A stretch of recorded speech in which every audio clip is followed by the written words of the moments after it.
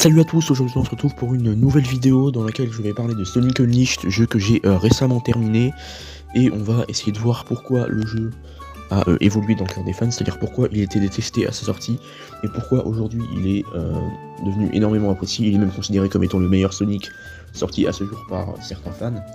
Du coup c'est ce que nous allons voir tout de suite.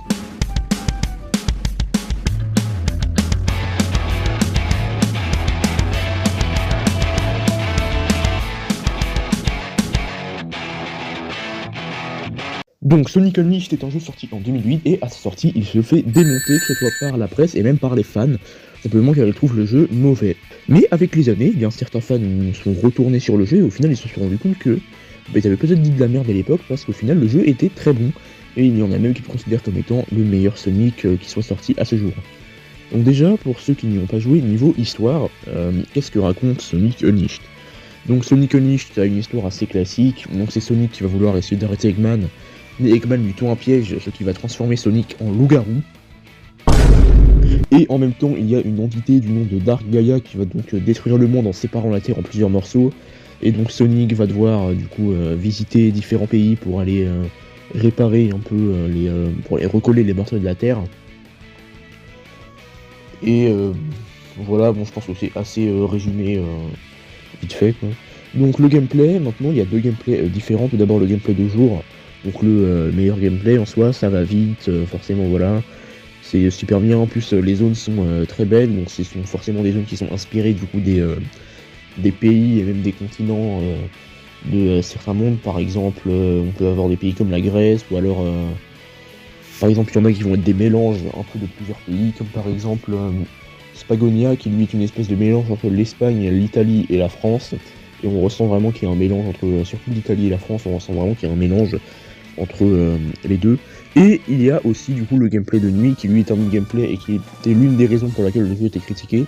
C'est simple, le gameplay est lent, n'a pratiquement rien à voir avec le gameplay de jour, on dirait limite c'est un jeu différent. Et celui-là se base du coup sur du platforming, donc on doit, comme Sonic est élastique en tant que loup-garou, du coup il peut s'accrocher à des plateformes qui vont être plus haute que d'habitude, et c'est aussi avec un mode de combat du coup où dans certains endroits on va devoir se battre contre des créatures, et du coup c'était ce gameplay là qui était détesté à la sortie, car déjà il n'avait rien à voir avec le gameplay de jour, mais avec les années au final le gameplay, les gens se sont rendus compte que le gameplay était pas si mauvais, qu'il était plutôt bien, et c'est vrai que quand j'ai joué au jeu, j'ai trouvé le gameplay assez sympathique, et même le jeu en lui-même a quand même beaucoup de qualité, notamment les cinématiques. Par exemple la cinématique d'intro elle est vraiment magnifique, et même la plupart des cinématiques en général, et même le jeu en lui-même, hein. Mais personnellement la cinématique d'intro est vraiment magnifique, et ça c'est vraiment été dit même par beaucoup de gens qui ont testé le jeu. Il est vrai que la cinématique d'intro est vraiment sublime, c'est vraiment pour l'époque à laquelle c'est sorti, c'est quand même quelque chose, je vais pas dire révolutionnaire, mais c'est quand même quelque chose de très très beau pour la période à laquelle c'est sorti. Je veux dire qu'il y a des jeux qui sortent aujourd'hui qui sont moins beaux que ça. De plus, comme d'habitude avec un jeu de la licence Sonic, comme d'habitude, les musiques sont exceptionnelles, hein. De toute façon, vous les entendez, c'est les musiques qu'il y a en fond de cette vidéo, donc c'est principalement des musiques du jeu que j'ai mis. Voilà, donc c'est de très bonnes musiques, comme de toute façon à chaque fois avec la licence Sonic, on a toujours des super musiques. Mais le jeu n'est pas parfait, loin de là, il y a énormément de défauts. Pour commencer, le manque de personnages, enfin il y en a à la fois trop, à la fois pas assez, comparé à d'anciens jeux qui étaient sortis avant dans lesquels on pouvait jouer plusieurs personnages, comme par exemple des gameplays avec Shadow, Tails, et bref, voilà.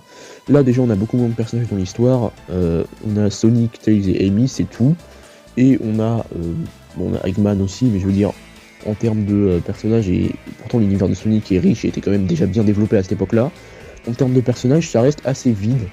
Et je trouve ça dommage, ça aurait pu être sympa qu'on aurait eu un peu plus de personnages, j'aurais trouvé ça bien.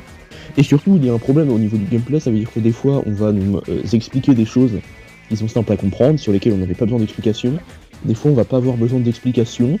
Là, on va en avoir besoin, par exemple, sur le boss final, c'est un gameplay qui est tout nouveau, donc on doit en même temps découvrir le gameplay, et en même temps pas se rater, quoi. Donc c'est un peu dommage, mais ça va, honnêtement, quelque chose d'assez stable, mais aussi le jeu est réputé pour avoir le niveau, si ce n'est peut-être même le niveau le plus difficile de toute la licence Sonic, le niveau Eggman Land. Et ce niveau-là, il est très simple. Dans ce niveau-là, on alterne entre du coup les phases de jour et les phases de nuit.